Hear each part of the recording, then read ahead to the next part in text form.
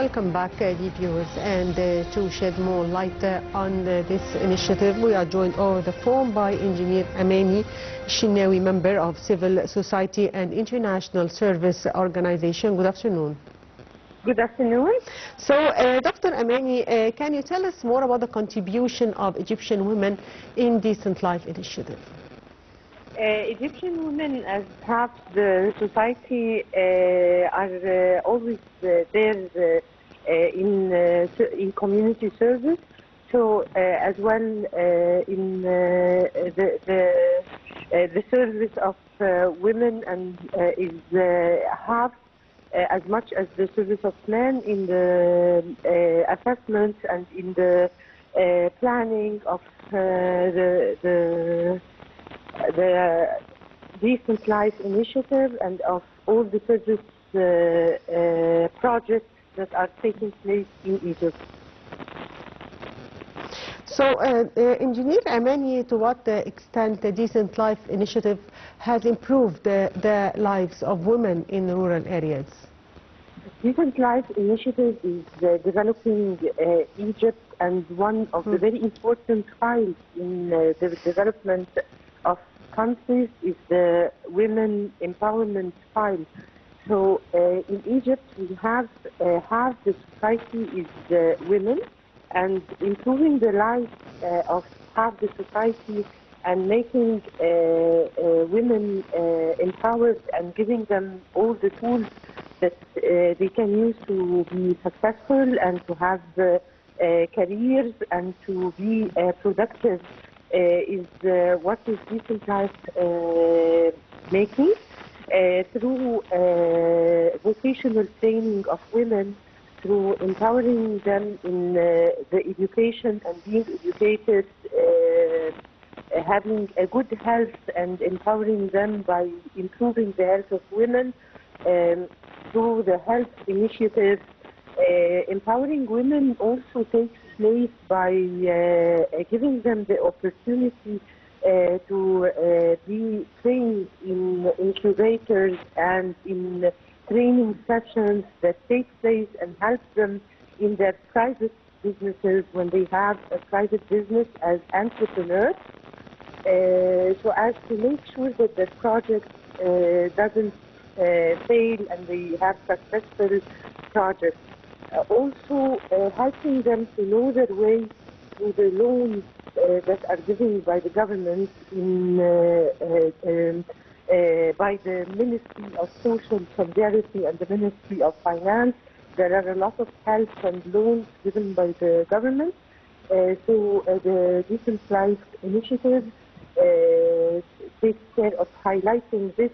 Also, the NGOs take care of highlighting to women their path through training and through empowering their projects.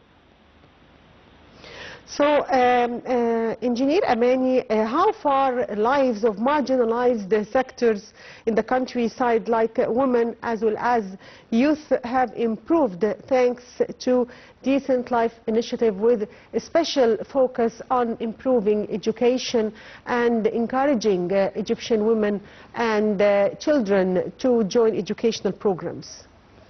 We have a lot of awareness among the country of the equality between women and men, the equality between girls and boys. Sending the girls to school in rural areas is people are being aware to do this, so as we have equal opportunities for girls and boys from the beginning. Also in the universities and the chance to be educated in certain faculties that people leave for the men. We don't have this in Egypt. We have equal opportunities for everyone in engineering faculties, in medicine faculties. So we have doctor women, engineers as women, and even pilot women. So with this culture of equality that is already found in the ancient Egyptian culture, we're restoring back all the equality and standing hand to hand with men in all fields. Also giving women training and vocational training is very important if they are going to have private projects. This is done by Haya Karima and by the NGOs, because it's our role to raise awareness always and give training, vocational training to all people, women and men. And of course, the empowered women will serve the community and have a great impact on raising the kids and on production. So also during the past few years, the government carried out a number of small and medium-sized enterprises and projects. To what extent such projects have supplied work opportunities for thousands of women? This is true. We're having big efforts by the government, and everyone is joining hands for those medium and small projects to be successful. This gives a chance to youth to have careers and and have job opportunities, and it also makes a great impact on the society with achieving the goals of the project. Loans are being given by the Ministry of Solidarity through initiatives such as Mastura, which gives loans to women that have to be returned back in 1 to 2 years. Also, loans are given to youth through the initiative Forza, which means opportunity. In Arabic, it's Forza. So those loans help the youth and the women and everyone to have projects. And as we said, we have training programs for women and for everyone in the country in order to have their vocational training before starting the projects, and also help them to assess their projects and have all the studies ready before beginning the project to make sure that the projects are successful. So we have a lot of small and medium projects that are taking place and are very successful. We have also incubators that incubate the projects, especially the digital projects that are taking place in the new administrative city, and those projects are going to have a great impact. We're already having projects that went to the incubator and are already working now.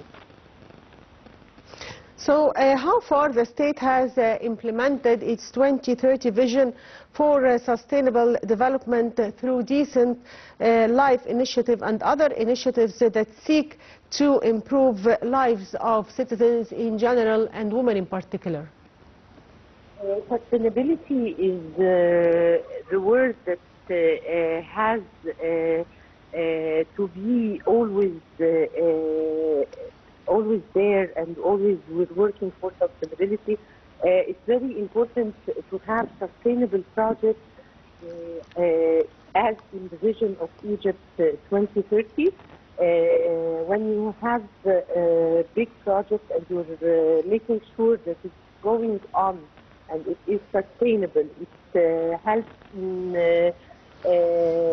giving job opportunities, sustainable ones, people, for citizens, for youth, and making sure that those projects are working under the environmental commitment that of no waste that destroys the city, the country we're living in, having the project studied well and ongoing, sustainable projects are there, as in the vision of Egypt 2030. So, Engineer Amany, what are the challenges, in your opinion, that still face Egyptian women in the coming period? There are a lot of challenges for Egyptian women. Women taking the hands of other women and putting them on the railway of production and of being productive. A lot of challenges, a lot of help that needs to be given in the field of health, in the field of how to manage their life when they are small mothers and keep working, in the field of being entrepreneurs and having a well-studied project, how to give back the money they are working with, the loans, how to manage their projects. There are a lot of challenges, cultural challenges in the rural areas that help the women being empowered in the political area, and of how women in the last elections were the majority of people going and giving their vote in rural areas.